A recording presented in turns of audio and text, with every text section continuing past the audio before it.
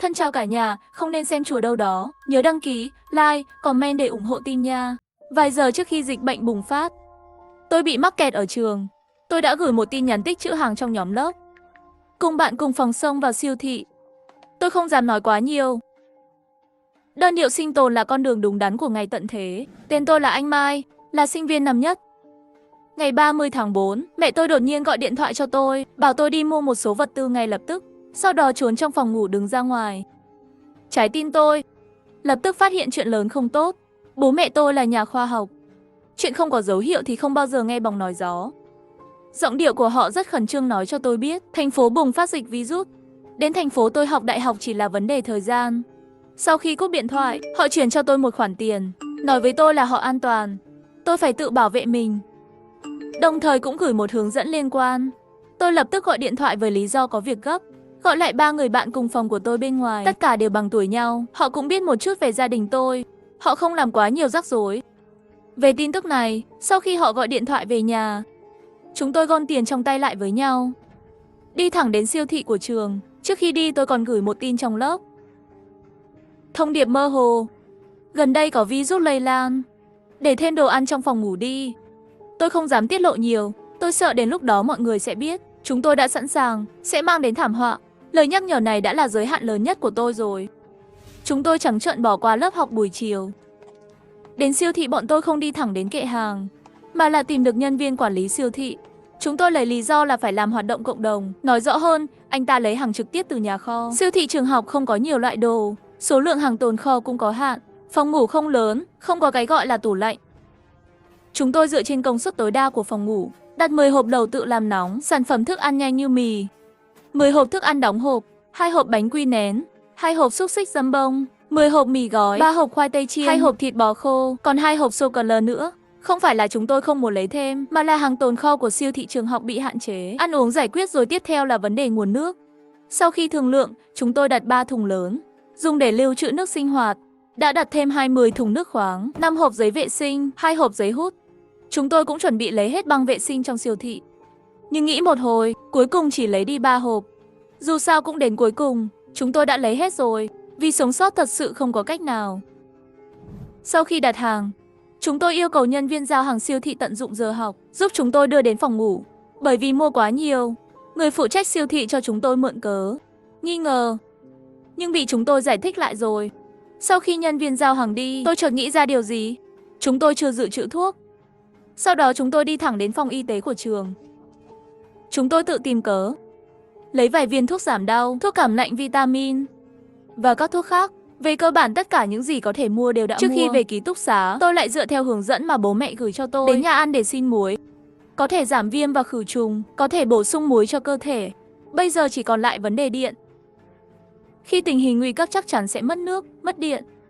Nghĩ đi nghĩ lại, cuối cùng bạn cùng phòng Lý Nham đưa ra một ý tưởng. Tôi biết một sinh viên chuyên ngành vật lý đã từng làm một tấm pin mặt trời mini, tặng cho tôi như một món quà. Không biết anh ấy có thể giúp gì không? Sau khi tôi nghe xong quyết định ngay lập tức, bảo cậu ấy tìm được tiền bối kia, nói cho anh ta biết nguyên nhân của sự việc trong vài từ, và bảo anh ta nhanh chóng tích trữ hàng, đừng lên tiếng gì. Học trưởng nhìn xem phòng đầy đồ vật, im lặng một lát. Ngay khi tôi nghi ngờ anh ấy không chấp nhận những gì chúng ta đang nói, anh ta lấy điện thoại ra gọi cho bạn cùng phòng. Bàn bạc một lúc, học trưởng nói với chúng tôi có thể gửi cho chúng tôi các tấm pin mặt trời trong một lúc nữa. Đây là một môn học của học kỳ trước, có các mặt hàng làm sẵn. Nghe tin tốt này, cuối cùng chúng tôi cũng thở phào nhẹ nhõm. Chẳng bao lâu nữa các tấm pin mặt trời đã được gửi đến, nhưng đi cùng với anh ấy là bạn cùng phòng. Vừa nói chuyện điện thoại ban nãy, tôi hơi ngạc nhiên. Người này là nhân vật nổi tiếng của trường chúng tôi. Con người trông rất đẹp, nhưng bây giờ chúng tôi hoàn toàn không có tâm trạng để tán thưởng. Họ cũng không nói nhảm, vào nhà liền quan sát cấu trúc phòng ngủ của chúng tôi, đặt tấm pin mặt trời ở góc ban công và kiểm tra đường dây. Dạy chúng tôi cách sử dụng tấm pin mặt trời, chuyển đổi giữa các loại thiết bị điện. Sau khi xác nhận không sai, họ lại chuyển một số tấm ván từ tầng dưới vào, giúp chúng tôi gia cố cửa ra vào và cửa sổ. Bạn cùng phòng Lý Nham có chút hoang mang các anh làm sao lên được. Sau tất cả, dù gì chúng tôi cũng có gì nổi tiếng là ghê gớm. Hứa Hy dùng búa đập vào bảng gỗ. Bình thường đến mức tôi nói với quản lý ký túc xá, tôi đến sửa cửa sổ cho bạn gái. Điều này cũng được sao, trước khi họ đi, tặng họ một hộp mì gói như một phần thưởng. Dù sao lúc này, không có gì tốt hơn vật tư. Chúng ta trao đổi bình an, hẹn gặp lại từ đây, mọi thứ đã sẵn sàng. Sau đó chúng tôi im lặng ngồi cùng nhau an ủi lẫn nhau. Tôi nhìn điện thoại để biết tình hình mới nhất bên ngoài. Đúng như lời bố mẹ tôi nói, trong 3 giờ ngắn ngủi chúng tôi mua hàng. Bắt đầu từ trong thành phố bùng phát virus zombie. Trong video, thầy mà bắt đầu cắn xé con người một cách điên cuồng. Bạn cùng phòng không yên tâm, muốn gọi về nhà. Nhưng tắc nghẽn mạng bị tê liệt, không thể liên lạc nữa. Sau đó mạng lưới đã không thể làm mới được nữa. Chúng ta bình tĩnh một chút, thống nhất đặt điện thoại thành im lặng. Như một tên tội phạm bị kết án, chờ đợi sự trừng phạt của thế giới đối với nhân loại. Lúc 5:32 chiều, tiếng la hét vang lên trong khuôn viên trường. Ban đầu đến từ hướng nhà ăn. Tôi nhấn nhầm rồi. Khuôn viên trường là quản lý đóng cửa. Theo lý thuyết, hẳn là bắt đầu từ cổng trường. Tôi lập tức đứng dậy và nhìn ra ngoài cửa sổ. Tòa nhà ký túc xá của chúng tôi cách cổng trường tương đối gần. Qua cửa sổ có thể nhìn thấy động tĩnh ở cổng trường. Không còn ai trong phòng an ninh nữa. Chỉ để lại một vũng máu trên mặt đất không biết là của ai. Chúng tôi lo lắng nhìn nhau. Lát nữa, đám đông bên ngoài khu ký túc xá yên tĩnh hơn ban đầu la hét. Thành một đám toàn, những khuôn mặt quái vật. Đuổi theo bạn học, bắt được là cắn điên cuồng. Tiếng đập trong ký túc xá là tiếng đám đông chạy loạn. Tiếng kêu cứu, lúc đó hỗn hợp thành một đám. Cái này, có người điên cuồng đập cửa phòng ngủ của chúng tôi. Không ai trong 4 chúng tôi dám lên tiếng. Phòng ngủ vốn là cửa gỗ, bị đập vỡ lắc lư. May mà lúc chiều, Hứa Hy giúp chúng tôi ra cố cửa, sửa lại ổ khóa. Nếu không thì cánh cửa này sợ là không chịu được mấy lần hủy diệt. Mọi người đều đứng ở góc quan sát cửa.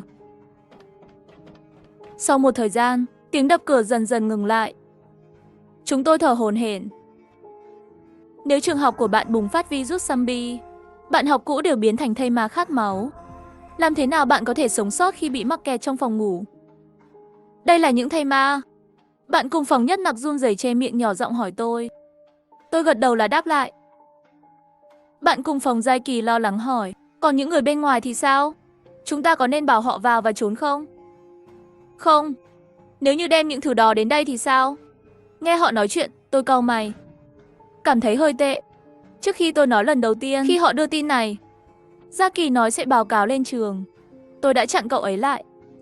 Tất nhiên tôi đã nghĩ về điều đó, nhưng bố mẹ tôi đã nói với tôi qua điện thoại. Đừng làm con chim đầu đàn. Một học sinh nói những lời này căn bản không ai tin. Hơn nữa cho dù trường học đóng cửa trường, nhưng có rất nhiều người trong trường. Khó bảo đảm không có mấy người không nghe lời. Vậy, nguyên tắc đầu tiên của ngày tận thế là giữ gìn sự tỉnh táo. Nhưng Gia Kỳ trông như thế này, chỉ thiếu ánh sáng thôi. Trên mặt viết 2 chữ lớn Đức Mẹ. Với người như này, có hại cho chúng tôi nhưng không có lợi. Tôi nhìn chằm chằm vào cậu ấy, sau đó quay đầu nhìn về phía Lý Nham. Cậu ấy dường như hiểu tôi đang nói gì. Phải tìm cách nào đó, nếu không cậu ta là một quả bom hẹn giờ, sẽ đưa chúng tôi về phương cực lạc bất cứ lúc nào, hỗn loạn như địa ngục. Nó kéo dài vài giờ trước khi dừng lại. Đến nửa đêm chúng tôi chia công việc. Buổi canh đã bị tình huống bất ngờ. Tôi chủ động đề nghị ở lại đêm đầu tiên với Lý Yên. Sau khi chắc chắn rằng Gia Kỳ đã ngủ, nháy mắt với Lý Yên, cùng nhau trói cô ấy lại, dùng băng keo bịt miệng cô ấy lại. Gia Kỳ thút thít và rên rỉ, đấu tranh không ngừng, trong mắt tràn đầy ý định đều là không thể tin được. Có vẻ như rất muốn hỏi tại sao chúng tôi lại đối xử với cô ấy như vậy. Nhưng tôi không để ý đến cậu ta. Những ngày này, tất cả chúng ta đều kiệt sức rồi. Không có thời gian để giáo dục tư tưởng cho cậu ta. Tôi và Lý Yên đổi ca ngược qua đêm nay. Ngày đầu tiên sau khi thầy ma bùng phát, buổi sáng trong sân trường yên tĩnh. Lại là một ngày sương mù quen thuộc. Tầm nhìn buổi sáng sớm chỉ có 3 mét. Chỉ có sương mù, không cảnh mơ hồ, có thể nhìn thấy những cái kia chậm rãi mà đi. Tôi đánh thức bạn cùng phòng một lần, sau khi thay phiên nhau rửa bằng nước, rồi ngồi trước mặt Gia Kỳ, giảng cho cậu ta hiểu lời thú nhận trên miệng cậu ta. Tôi đã nói với cậu ta về ưu và nhược điểm, cũng không biết nghe được bao nhiêu. Nhưng cậu ta khóc và nói, tớ biết rồi. Tớ sẽ không hành động một mình. Thả tớ ra. Tôi không đồng ý. Nếu là trước đây, tôi sẽ sẵn lòng cho cậu ta sự tin tưởng đó. Dù sao chúng ta cũng là bạn cùng phòng, cùng nhau cũng vui vẻ. Nhưng đây là ngày tận thế. Không có gì đảm bảo cậu ta sẽ không đối xử với chúng tôi như thế này. Xuất hiện tâm lý trả thù gì, tôi nghĩ chúng ta nên trói cậu ta lại. Chúng tôi đã thương lượng một chút, quyết định cuối cùng, 3 người thay phiên nhau chăm sóc thức ăn và cuộc sống của Gia Kỳ. Tạm thời không cởi trói cho cậu ta, chúng tôi nghĩ vậy cũng an toàn hơn chút. Cũng đừng tìm niềm vui cho sự an toàn tính mạng của mình. Ngoài ra, để ngăn Gia Kỳ không quan tâm đến những gì chúng tôi nói, Chúng tôi dọa cậu ta bằng lời nói. Nếu cậu có hành động gì, tôi sẽ đưa cậu cho bọn thây ma. Gia Kỳ vừa dừng lên tiếng. Yên lặng hơn chút. 72 giờ sau khi virus bùng phát, trường học mất điện. Dựa vào tấm pin mặt trời, cuộc sống hàng ngày của chúng tôi được đảm bảo ổn định. Ngày thứ 5 sau khi virus bùng phát, có thể là lưới điện thành phố bị sập. Hệ thống cấp nước cũng ngừng hoạt động. Nhưng chúng ta không có thời gian để lo lắng, bởi vì nhiệt độ bắt đầu bất thường. Thời tiết cực đoan. Đến tháng 4 năm nay, bên này chúng tôi đặc biệt nóng. Mấy ngày nay càng đạt đến 40 độ. Mỗi người trong chúng ta đều nóng và đổ mồ hôi, đau khổ. Thời tiết quá nóng, để bên ngoài truyền đến từng đợt mùi thối rữa. Nhưng chúng tôi đóng chặt cửa ra vào và cửa sổ, không dám mở cửa sổ thông gió, bởi vì không ai dám đảm bảo không khí bẩn thỉu này có thể gây ra bệnh gì khác không. Chúng tôi cũng không dám dễ dàng mở điều hòa. Ký túc xá của chúng tôi ở tầng 4, nói cao không cao nói ngắn không ngắn. Máy điều hòa không khí bên ngoài treo trên tường bên cạnh. Bất kể tấm pin mặt trời có thể điều khiển điều hòa không khí hay không, một khi mở, âm thanh của máy điều hòa không khí bên ngoài chắc chắn sẽ thu hút đám thây ma dưới lầu. Và phòng ngủ của chúng tôi ở tầng dưới, dường như vẫn còn những người sống sót. Chúng tôi đã cảm thấy tội lỗi vì không thể thông báo vào thời điểm đó. Mọi người, bây giờ càng không thể vì lợi ích cá nhân và làm tăng rủi ro của người khác. Vậy, chúng tôi vây quanh cái quạt duy nhất trong ký túc xá, nằm trên mặt đất thành một vòng tròn. Ngày thứ 7 của virus. Sự sống còn của ngày tận thế bắt đầu chuyển sang giai đoạn đầu tiên. Những người đã hết nguồn cung cấp bắt đầu tìm cách kiếm thức ăn. Các ký túc xá của trường đều được cải tạo thống nhất. Giữa ban công của mỗi phòng ngủ, chỉ cách chưa đầy một bước thôi. Ngoại trừ tầng 1, tầng 2 có thêm hàng rào bảo vệ. Những thứ khác đều là nửa phơi nắng, rất dễ dàng để lật qua. Chúng tôi kéo rèm cửa ra một chút khe hở, quan sát hành động của họ. Họ đi qua ban công, cẩn thận kiểm tra xem trong nhà có ai không. Gặp được người thì bỏ qua và lật sang phòng bên cạnh. Gặp phải trong nhà không có ai, liền vào lục soát một phen. Sau đó, túi lớn và túi nhỏ bắt đầu được vận chuyển trở lại. Những người ở tòa nhà khác thấy họ làm thế, cũng đều bắt chước. Nhưng tất cả đều xảy ra ở ký túc xá nam. Như vậy xem ra con gái vẫn là tương đối bảo thủ một chút. Nhưng ký túc xá nằm ngang dù sao cũng có, xung đột hạn chế cũng bắt đầu gia tăng. Có hai nhóm người tranh cãi về hàng hóa. Tiếng động hơi lớn. Xác sống di chuyển theo âm thanh. Tôi tận mắt nhìn thấy một bạn học chạy trốn, sử dụng bạn cùng phòng của mình như một lá chắn thịt, đẩy vào thây ma, cho chúng tôi thấy rõ ràng. Nhân loại trong ngày tận thế, chúng tôi không xen nữa. Đóng rèm cửa lại, chặn một căn phòng đầy vật tư. Tất cả đều có chút im lặng. Sau khi bình tĩnh lại tâm trạng, chúng tôi lập tức lấy ra. Lúc đó gia cố cửa ra vào và cửa sổ còn lại gỗ. Gia cố phòng tôi và phòng bên cạnh, nơi có thể vượt qua hoàn toàn bị phong tỏa. Ngày thứ 15 của virus. Chúng tôi đang ở trong phòng ngủ, có một cuộc sống không ổn định. Gia Kỳ vẫn bị chúng tôi trói, cũng dần dần quen với cuộc sống này. Gần đây, bên ngoài mỗi ngày đều có người cố gắng tìm kiếm vật tư. Thậm chí có người còn lao xuống lầu, không biết lấy xe ở đâu. Sau một làn sóng cướp bóc từ siêu thị, trở về bình an vô sự.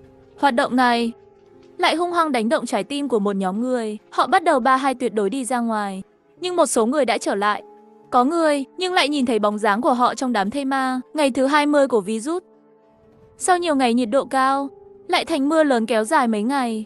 Mặc dù là mát, nhưng điện được lưu trữ trong các tấm pin mặt trời dần dần chạm đáy. Chúng tôi buộc phải giảm mức tiêu thụ điện hàng ngày, cho đến khi mưa ngừng. Virus bùng phát 1 tháng, mức tiêu thụ của 4 người cũng làm hao dần các vật tư. Về lý thuyết, những gì còn lại đủ để chúng ta tồn tại lâu dài. Nhưng không ai biết tương lai sẽ ra sao. Xác sống bùng phát, tận thế đến.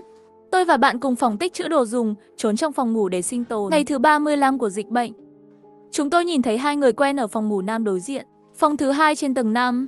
Bên trái là Vương Tĩnh và Hứa Khê. Họ vẫy tay về phía chúng tôi và vẽ gì đó. Chúng tôi bối rối không hiểu. Họ thấy vậy, lại vào nhà lấy ra 2 tờ giấy. Trên giấy viết chữ lớn Bluetooth kín giấy. Chúng tôi vội vàng lấy điện thoại ra tìm kiếm. Sau khi mở ra mới phát hiện, hóa ra xung quanh đã dày đặc rồi. Mở rất nhiều Bluetooth, nhưng tên của họ rất dễ nhận ra. Trực tiếp viết mấy tầng mấy lẻ mấy. Vì vậy, chúng tôi đã giao tiếp phức tạp bằng Bluetooth. Chúng ta bên này chỉ có 3 người. Người bạn cùng phòng kia không tin chúng tôi. Ở nhà ăn không về. Tôi hơi thở dài. Đúng vậy, những lời như vậy thường không tin. Sau đó, chúng tôi trao đổi nhiều cách sống khác nhau và dựa trên kinh nghiệm của nhau, cải thiện kế hoạch sử dụng vật liệu hiện có. Bởi vì sự xuất hiện của giao tiếp Bluetooth làm cho khuôn viên vô hồn này lại tràn đầy sức sống. Mọi người trao đổi vật tư với nhau bằng tên Bluetooth. Nhưng điều này không bao gồm chúng tôi. Ngày thứ 42. Gia Kỳ hào hứng nói, bạn trai tớ có một chiếc xe. Có thể đưa chúng ta đi. Cậu nói tình hình của chúng ta, nói với bạn trai cậu rồi à? Gia Kỳ có chút lạnh lùng hỏi tôi. Không thể nói với anh ấy sao? Thực ra cậu ấy nói với bạn trai là được. Bất cứ ai cũng có quyền lựa chọn. Không phải tôi cố tình nhắm vào Gia Kỳ. Bởi vì khi cậu ấy yêu, chúng tôi rất không thích bạn trai của cậu ấy. Người đàn ông này là tên chuyên săn gái đẹp. 47, 0 giờ 1 phút 41 giây. Nhìn thấy anh ta ngoại tình với một người phụ nữ khác. Đến nhỏ hơn 0 giờ 1 phút 43 giây. Chúng tôi đã nói với Gia Kỳ khi chúng tôi quay lại. Nhưng hình như cậu ấy từng ăn ở nhà não rồi. Chúng tôi nói cậu ý không tin. Ngược lại, một loạt lời giải thích vô nghĩa cho Hạ Liên. Không một chút nghi ngờ anh ta nhìn cậu ấy như vậy. Chúng tôi không nói thêm nữa. Tôi thở dài, nghiêm túc nói với Gia Kỳ rằng chúng tôi có thể cởi trói cho cậu. Cậu có thể đi với anh ta. Chúng tôi không ngăn cản cậu, cũng có thể cung cấp cho cậu vật tư, nhưng chỉ phần của riêng bạn. Nhưng chúng tôi sẽ không giúp cậu chuyển hàng. Sẽ không mở cửa cho cậu. Cậu phải tự tìm cách giải quyết. Gia Kỳ gật đầu trống rỗng, giống như không hiểu gì cả. Thế là cầm điện thoại lên hỏi ý kiến của Hạ Liên. Tớ sẽ đi với anh ấy. Tôi có chút bất đắc dĩ, thấy không thuyết phục được cậu ấy. Ngày hôm sau chúng tôi sẽ gửi lại phần hàng của Gia Kỳ. Đóng gói xong, đốt làm mấy hộp đồ lớn. Sau đó tháo dây thừng trên người cậu ấy ra. Vào buổi tối, Hạ Liên đến đón cậu ấy, để cậu ấy đặt vật tư xuống bằng dây thừng từ ban công trước. Họ có một cái máy bay không người lái, sau đó treo một cái loa nhỏ với âm thanh rất lớn. Họ dùng âm thanh thu hút xác sống xung quanh tòa nhà của chúng tôi, sau đó lái xe xuống tầng dưới. Lại cố gắng làm lại dẫn đi, bị tiếng xe lôi đi. Xác sống thu hút. Sau khi xác nhận an toàn, xuống xe và chuyển hàng tiếp tế, chuỗi hoạt động này thực sự làm tôi ngạc nhiên. Không ngờ Hạ Liên người này nhìn rất cặn bã, đầu óc vẫn tốt. Chờ đồ chuyển xong rồi, Gia Kỳ đã gặp khó khăn, cậu ấy không dám xuống lầu. Hạ Liên cũng không dám lên lầu đón, dù sao cũng không ai dám xác nhận xác sống trong hành lang còn không. Hắn để Gia Kỳ tự mình leo xuống khỏi dây thừng. Gia Kỳ khóc nói không dám, như vậy cứ nói qua lại, như thể cho đủ cái cớ của Hạ Liên. Hắn đã vứt Gia Kỳ ngay tại chỗ. Không thích xuống thì thôi, sau đó lái xe đi mà không quay đầu lại, để lại Gia Kỳ toàn bộ người ngu ngốc tại chỗ. Cậu ấy nhìn chúng tôi, nhận ra rằng không có nguồn cung cấp đó, chúng tôi cũng sẽ không giữ cậu ta nữa. Thực ra bản thân cậu ta cũng không phải là người xấu, mọi người đều là học sinh thiếu kinh nghiệm xã hội mà thôi. Chúng ta đã từng tốn bao nhiêu nước miếng thuyết phục đều vô dụng, đó là một tình yêu độc hại vào ngày tận thế. Đánh thức cậu ấy nghẹn nước mắt, mắt đỏ. Sau đó, như thể một quyết định đã được đưa ra. Tôi đến phòng bên cạnh đây. Dường như không có ai ở đó. Các cậu có thể cho tớ chút nước và đồ ăn được không? Một chút là được. Nhìn cậu ấy vậy, tôi thở dài, bước tới vỗ vai cậu ấy. Cậu ấy ngơ ngác nhìn tôi một lúc, sau đó như bị uất ức, như một đứa trẻ, rõ ràng có thể nhịn được nước mắt, dựa vào vai tôi và khóc lên. Xin lỗi. Đó là nguồn cung cấp mà các cậu đã vất vả tích lũy. Xin lỗi. Đừng khóc nữa. Bên cạnh là Nhất Nặc và Lý Nham cũng đến an ủi.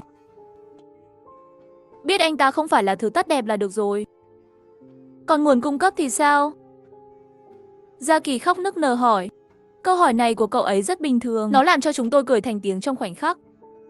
Tôi chạm vào đầu Gia Kỳ, cười nói chúng ta đã phòng hắn từ lâu rồi. Bên trong cái hộp đó là rác rưởi. Giờ cậu biết tại sao tôi đóng gói xong rồi. Mới cởi trói cho cậu rồi phải không? Gia Kỳ hơi bối rối, sau đó phản ứng lại rồi cười.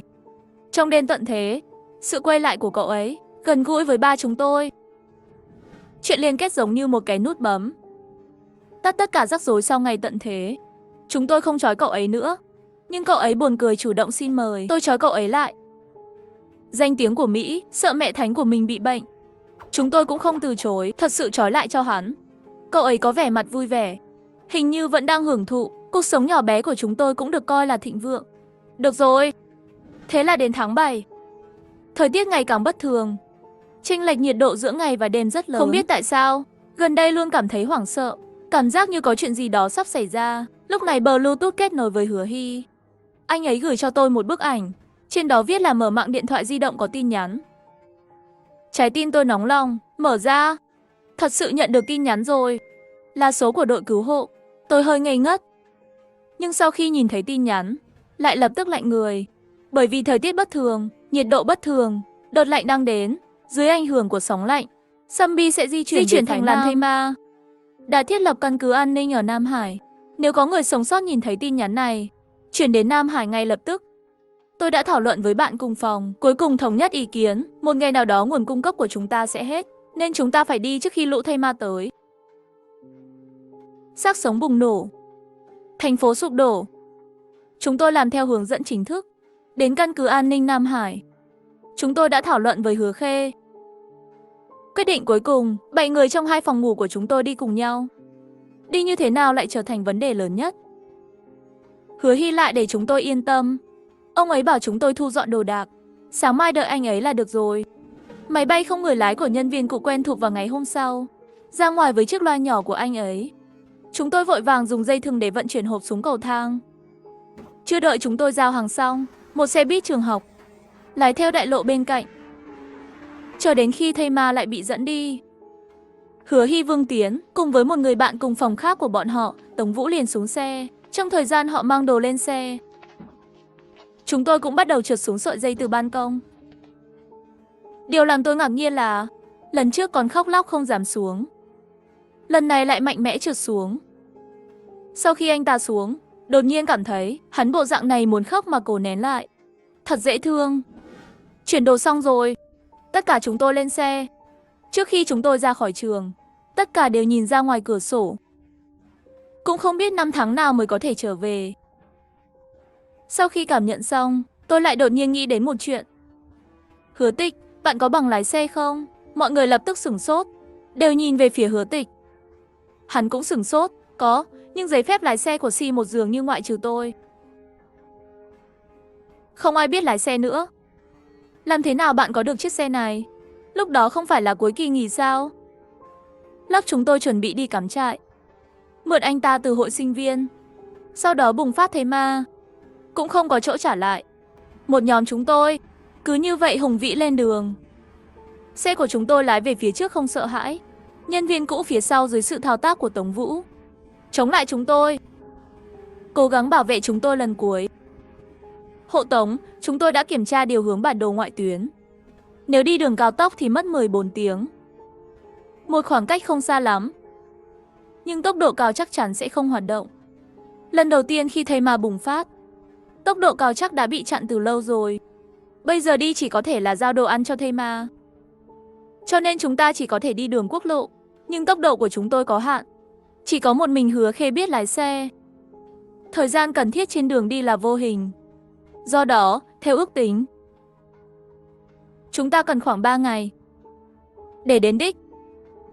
Trước khi rời khỏi thành phố này, chúng tôi cố gắng tìm một số trạm xăng xa xôi, muốn đồng ý hạ nguồn, nhưng thực tế đã cho chúng ta một cái tát mạnh. Xác sống trong trạm xăng dường như đang cười nhạo sự ngây thơ của đám sinh viên này. Chúng tôi lại lập tức chán nản bỏ đi. May mắn thay, không lâu sau khi lên đường quốc lộ, chúng tôi gặp một trạm xăng khác. Lần này chỉ có một Thây Ma. Hứa Hy dịu dàng nói, 4 cô đừng ra khỏi xe. Chúng tôi cũng rất thông minh, không từ chối với họ.